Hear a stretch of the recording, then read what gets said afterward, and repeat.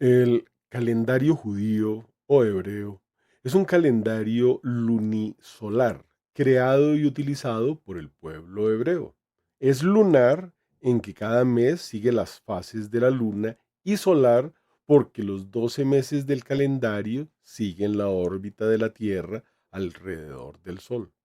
Por eso la Semana Santa se celebra durante la luna Parasebe, es decir, la primera luna llena de la primavera, que conmemora la noche de luna llena después del equinoccio de primavera, cuando se da la liberación del pueblo hebreo de la esclavitud de Egipto en el Pasaj o Pascua judía el 15 de Nisán.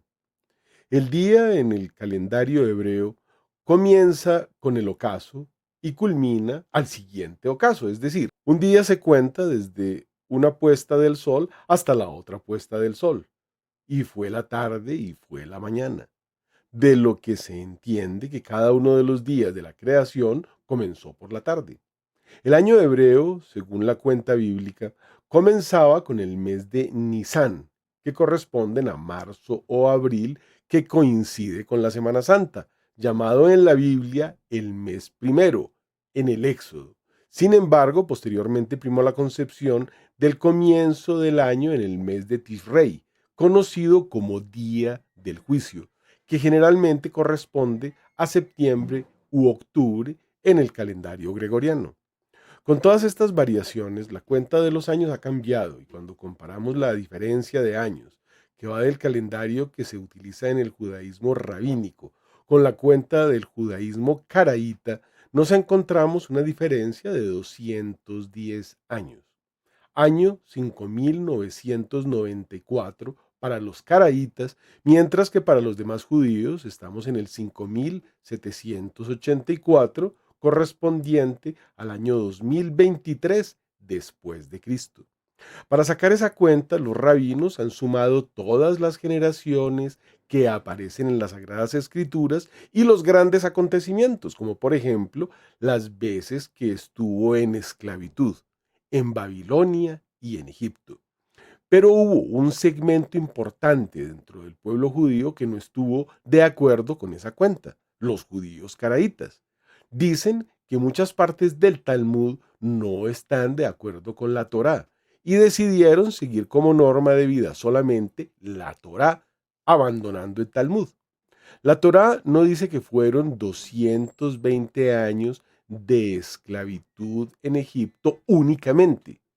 También dice que fueron 210 años de prosperidad también en Egipto, durante la vida de José y los años subsiguientes. En Éxodo 12:40 leemos, la estancia de los hijos de Israel en Egipto duró 430 años. En aquel mismo día salieron de la tierra de Egipto todos los ejércitos de Yahvé. Por eso, los caraítas le agregan 210 años al calendario hebreo que a pesar de estar en la Torá, es decir, en el Éxodo, no son contados por los demás judíos. Por eso los caraítas en su calendario están en el año 5994, mientras que para los demás judíos estamos en el 5784 y para los católicos, repito, en el año 2023 o en el año que te encuentres, puedes hacer la cuenta. Así solo faltarían 7 años para el año 6000, fecha emblemática. Hay un plan profético de Dios explicados por la creación en 6 días y el descanso en el séptimo día. Si estudiamos las profecías de Daniel, nos daremos cuenta de la importancia de las fechas y cómo esas profecías se cumplieron a su debido tiempo. Dios le profetizó a Abraham que su descendencia estaría esclava en tierra ajena 4 generaciones. Y así fue. Y profetizó con mucha anticipación que los años de cautiverio en Babilonia iban a ser 70. Y así fue. Amós 6:7. Tocarán la trompeta en la ciudad sin que se alarme el pueblo, porque no hace nada el Señor Yahvé sin revelar su designio a sus siervos los profetas. Luisa Picarreta explica el tercer fiat, que nos habla de las tres renovaciones. La primera, por el pecado generalizado, purificado con un diluvio de agua. La segunda, con la venida del Mesías, cuando manifestó su humanidad y resplandeció su divinidad. Esta segunda renovación terminó en un diluvio de la sangre del Redentor. Los santos de los siguientes 2000 años han vivido de los frutos de esa humanidad y han gozado de su divinidad. Y la que se aproxima, la tercera o renovación final, que se dará en un diluvio de fuego. Cada 2000 años hay una renovación, que para algunos es un castigo. En esta tercera renovación, después de que la tierra sea depurada y una gran parte de la generación actual destruida, empezará el milenio, el reino de María, el descanso del Señor. Después de 2 días nos dará la vida y el tercer día nos resucitará para que vivamos en su presencia, nos dice Oseas 6:2, lo cual nos prepararía para la alborada del tercer milenio, que empezó en el año 2001. Segunda de Pedro 3:8 dice, a los ojos de Dios un solo día es como 1000 años y 1000 años como un solo día. Lo que nos recuerda que 6 días para Dios son 6000 para nosotros y que al final de esos 6000 años llega el descanso del Señor y que lo único que cansa, entre comillas, a Dios es el pecado del hombre. Malaquías 2:17 nos dice, vosotros cansáis a Yahvé. No yacerás con varón como se hace con mujer. Es una abominación. Levítico 18:22. En Asia Menor y Grecia, durante la antigüedad, existían festividades y rituales de devoción religiosa escandalosos, abominables. Uno de los ejemplos más notorios de esas festividades eran las bacanales, en honor al dios Baco, Dionisio en griego, el dios del vino y el éxtasis. Las bacanales eran fiestas desenfrenadas y fueron prohibidas por el Senado romano en el año 186 a.C., debido a su naturaleza abominable. Incluían travestismo y homosexualismo ritual, la ruptura de los límites y el caos, a lo cual se le llamó abominación. Levítico 20:13. Si alguien se acuesta con varón como se hace con mujer, ambos han cometido abominación. Morirán sin remedio, su sangre caerá sobre ellos.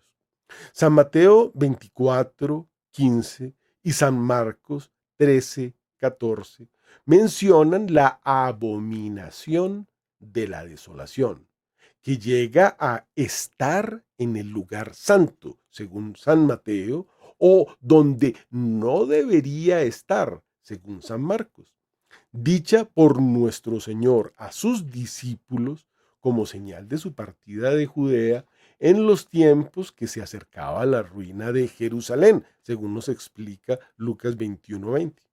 La expresión en sí es apocalíptica y se refiere a la profecía de Daniel, capítulo 9, versículo 27, capítulo 11, versículo 31 o capítulo 12, versículo 11 y en Primera de Macabeos 1:57. Esta profecía se aplica a la profanación del templo. Los padres refieren este vaticinio a los tiempos escatológicos y al anticristo. Palabras que no son del evangelista, sino de Jesús, de Dios. El cumplimiento total de la profecía sobre la destrucción de Jerusalén es una imagen de cómo se cumplirá también todo lo que Jesús profetizó sobre el fin de los tiempos. El historiador judío Flavio Josefo describe la devastación de la capital judía que se produjo al pie de la letra, tal como Jesús lo había profetizado en el año 70 de la era cristiana. En nuestros tiempos hemos visto dos hechos similares que no sucedían desde los tiempos de Cristo. El 4 de octubre del año 2019, en vísperas del Sínodo de la Amazonía, se celebró una ceremonia religiosa en los jardines del Vaticano en presencia de la alta jerarquía y de varios obispos y cardenales, que fue dirigida por chamanes y en la que objetos rituales fueron usados, representaciones indígenas de las tribus amazónicas al culto de la Madre Tierra, la Pachamama. En los días siguientes, las figuras femeninas desnudas de madera también fueron veneradas en la Basílica de San Pedro, frente a la tumba de San Pedro, en presencia de la alta jerarquía. Dos obispos llevaron la Pachamama sobre sus hombros y la transportaron en procesión solemne al Salón del Sínodo, donde fue colocado en lugar de honor. Las estatuas de Pachamama también se exhibieron en la iglesia de Santa María en Transportina. 3 años y medio después, el 18 de diciembre del año 2023, la confianza suplicante del pueblo fiel de Dios, según escribe el guardián de la doctrina de la fe, recibe el don de la bendición en las iglesias, con fiducia supplicans. Se permite la bendición a parejas irregulares, incluso del mismo sexo, que viven en pecado mortal en el templo.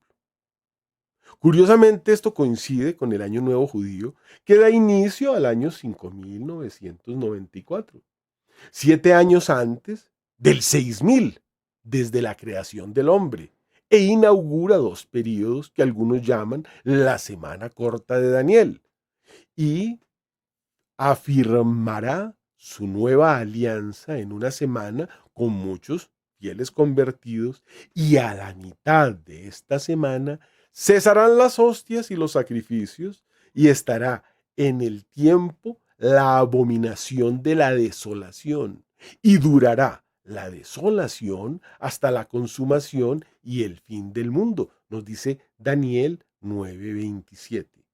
Semana escatológica, la del supremo combate, guerra, culto abominable, tribulación por un lado y por el otro, formación del bloque anticristo, estruendosa victoria de la cuarta bestia, el pueblo invasor.